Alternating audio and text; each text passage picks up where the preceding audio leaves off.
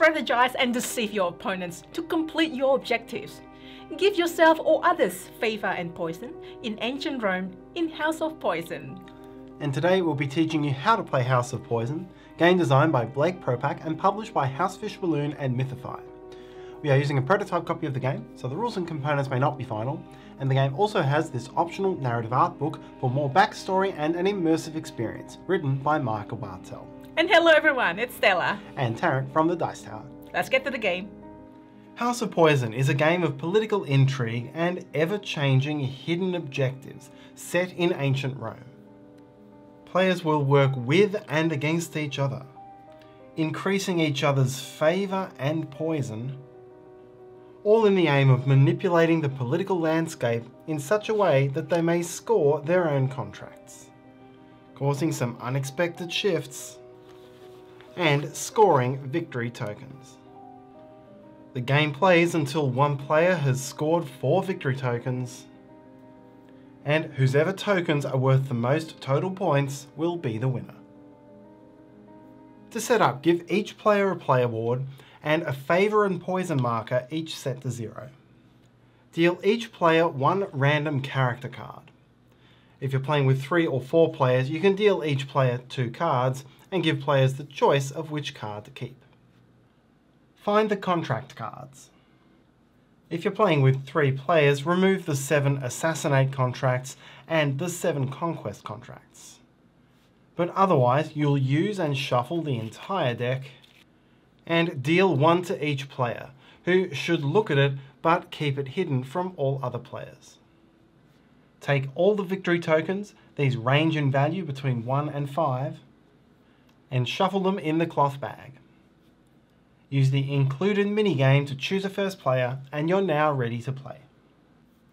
House of Poison is played in turns, starting from the first player and going clockwise around the table. On your turn, you must perform 2 actions, and you have all of these actions to choose from. There are 3 basic actions, and you can choose to take the same basic action more than once per turn. There is your character action, printed on your character card, which you may take at most once per turn. And there are 5 actions printed on your player board, and these become available to you when the favour or poison is above the corresponding banner. Each of these may also be taken at most once per turn. Do note, the other 3 banners on this board represent passive effects, which are always in effect as long as your marker is above that banner. The 2 most basic actions are to give a favour to any player and to give a poison to any player. You may choose yourself or any other player to give the favour or poison to. Simply increase the corresponding marker on that player's player board.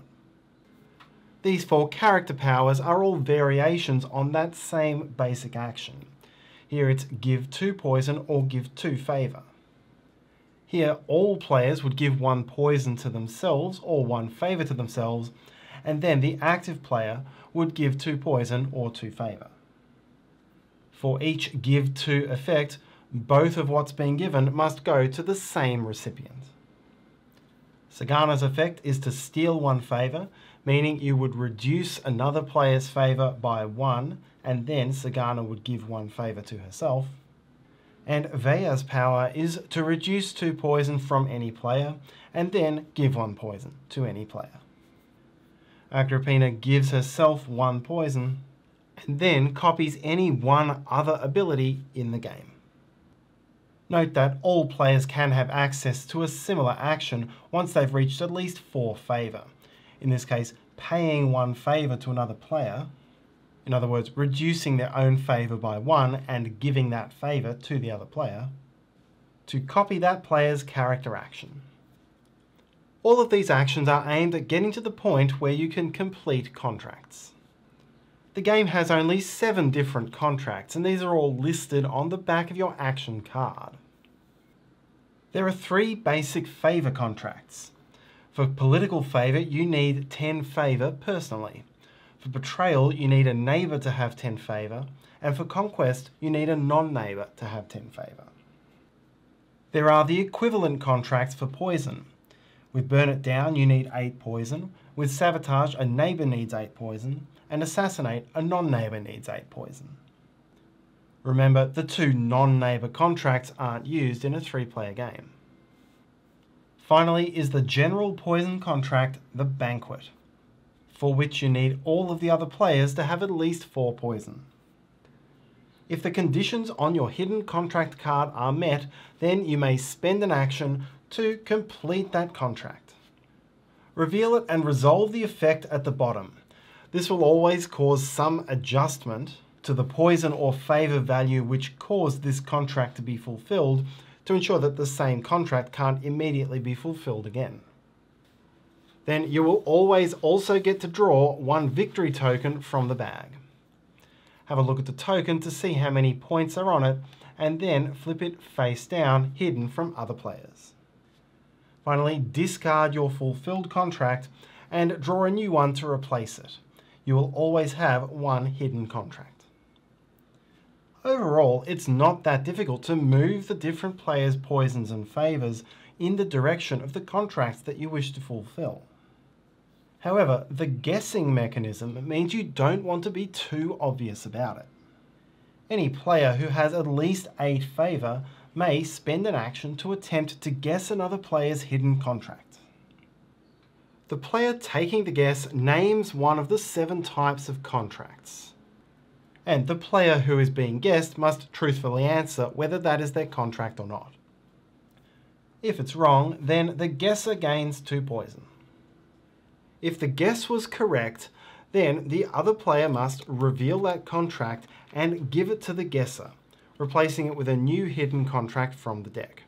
Remember, each player will always have exactly 1 hidden contract. The face-up contract now becomes an additional contract which the guesser has available to complete with a complete contract action. Although, given there's no hidden information here anymore, the other players will have an easier time preventing that player from completing it. If it is ever completed, the player will gain all of the normal rewards and discard the card without replacing it. Note that Tiberius can use his character power to make a guess, with all the same potential benefits, and without the poison penalty for an incorrect guess. There are benefits to moving up the favour track. We've already seen 2 actions which get unlocked. Once you reach 12 favour, you get an extra action on each turn, starting from the turn when you unlocked it. And when you reach 15, you can spend an action to reduce your favour by 10 and gain a victory token. Poison, on the other hand, is more of a double-edged sword. As soon as you've reached at least 4 poison, any opponent who poisons you can gain 1 favour. And if you ever reach at least 12 poison, then you take 1 fewer action per turn. But if you max out your poison track, you have access to the same ultimate action as the favour side, that is, reducing your poison by 10 to gain a victory token. And once you have at least 8 poison, you have access to this action, letting you pay 1 favour to another player to swap one of your victory tokens with one of theirs. You can freely choose which of your tokens you give, while the other player shuffles theirs up and forces you to choose at random. This is the only way to get this effect in the game, so if you want to swap out low value points for high value ones, you need to be prepared to take on some poison. The end of the game is triggered when any one player gains a 4th victory token. You'll finish that player's turn and all other players will have 1 more turn. And note that it is possible to gain a 5th or even a 6th victory token during that final turn. All players now reveal their tokens, and the player with the highest score wins. If tied, highest favour wins. If still tied, lowest poison. And if still tied, determine the winner as you determined the first player. The House of Poison game may also be accompanied by the House of Poison narrative art book. A beautiful and extensive illustrated tale which goes into the backstories surrounding the situation of the game and the characters that you'll be playing. And that's how to play House of Poison. Check out the project page of House of Poison. We'll put the link in the description below so you can check it out. Thanks so much for watching. Everything you do will help us. Every single view, every time you like the video, let us know if you have any questions and comments. And see you next time. Bye!